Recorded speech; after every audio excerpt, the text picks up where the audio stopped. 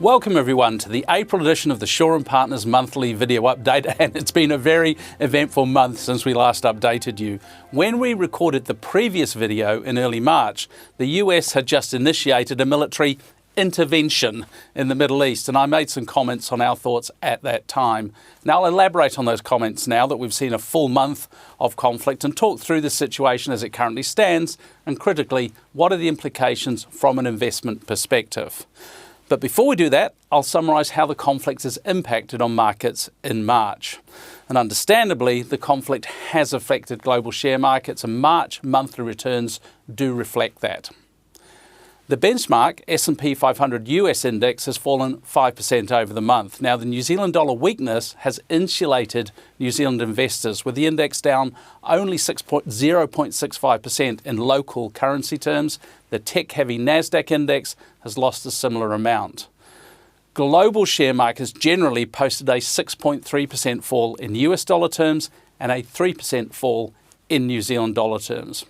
Australasian markets, though, bring it more local, they were weaker. The New Zealand and Australian markets down 5.8% and 7.1% respectively.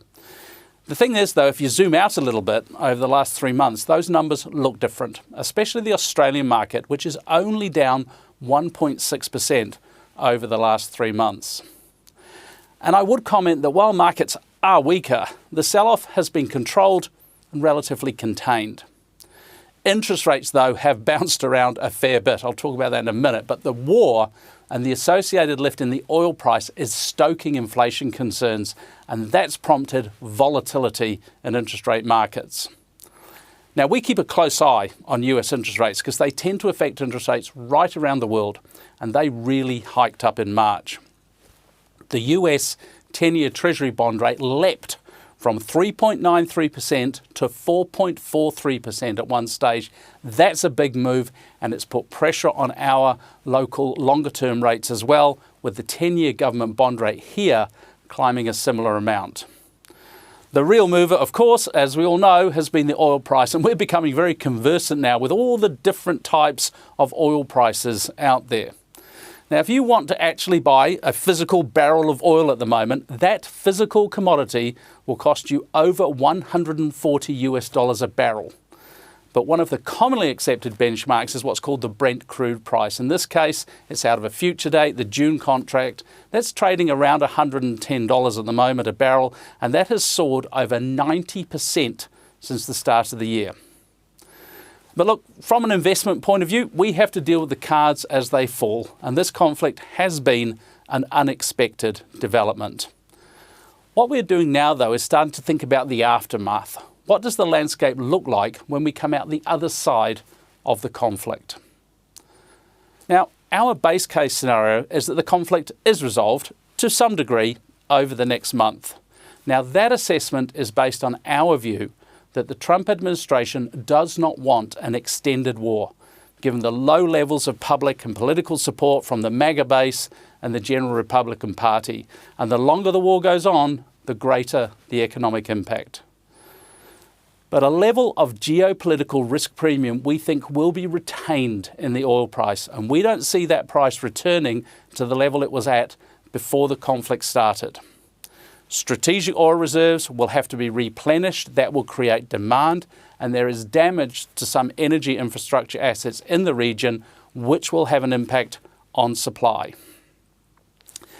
But the longer the period is until some sort of resolution will determine the impact on things like consumer confidence, spending, and also levels of economic growth. Now, most economists are still forecasting US economic growth to be above 2% in 2026, which is pretty good, but there's now some downside risk to those forecasts.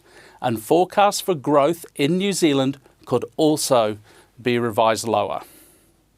The key concern, though, is still inflation, given the sharp rise in the oil price, with that cost transmitting through economic activity and economic cycles. And we would note that gas prices have also risen.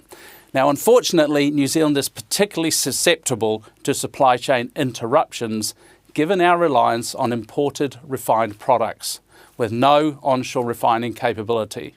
And while I think fears of the supply chain being interrupted seem to be overstated, given the level of supply available, any extended closure of the Straits of Hormuz lifts the fear levels domestically, and that could prompt demand reduction measures from the government, which would have a negative impact on domestic growth.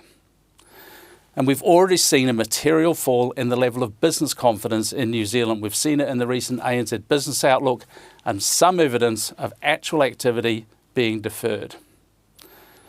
Now, the current situation will also inevitably involve the central bankers. At this stage, most seem to be adopting a wait-and-see attitude, and a recent speech by the Reserve Bank Governor here in New Zealand suggested that a monetary policy response could be prompted by second-round effects, not the first-round effects of simply higher energy prices. Now, share markets tend to respond to earnings and earnings outlooks. And we note that in the US, the outlook for earnings continues to be constructive for share markets. Now, we're approaching the Q1 US earnings season, reporting season, and company outlooks are going to be diligently inspected for evidence of company concerns over the potential impact of higher energy prices. Now look, domestically, this conflict couldn't have come at a worse time given the budding economic recovery. It's not unreasonable to now expect that that expected economic lift will be delayed. And as we approach the general election, there's also the worrying aspect of a reticence to invest in larger scale projects as we close in on the general election later this year.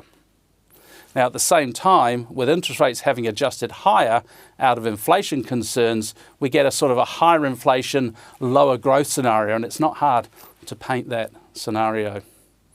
So how do you react from an investment perspective?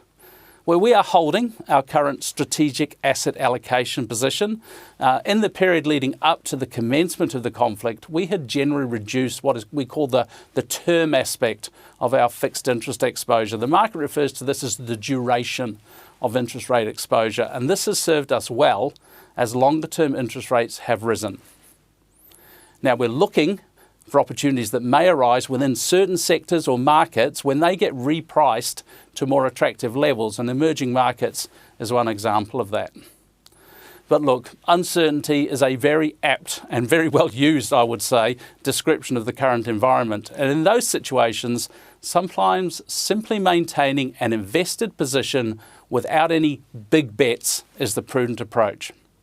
And at times like this, a well-diversified approach to portfolio construction is required. And you pair that up with attentive monitoring and a preparedness to react once you believe an outcome is more certain, and I think you hit the sweet spot.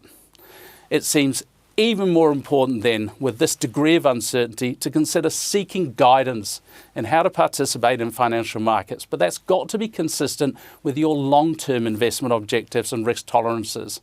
So why don't you get in touch with us and we can help you navigate these tricky financial markets and, importantly, retain the focus on the long-term perspective. And we'll bring our decades of experience to assist you providing for your financial future.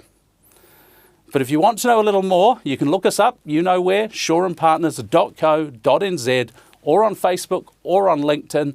As ever, we'd love to hear from you. You can find all you need to know about Shore and Partners Financial Services at shoreandpartners.co.nz or on Facebook or LinkedIn.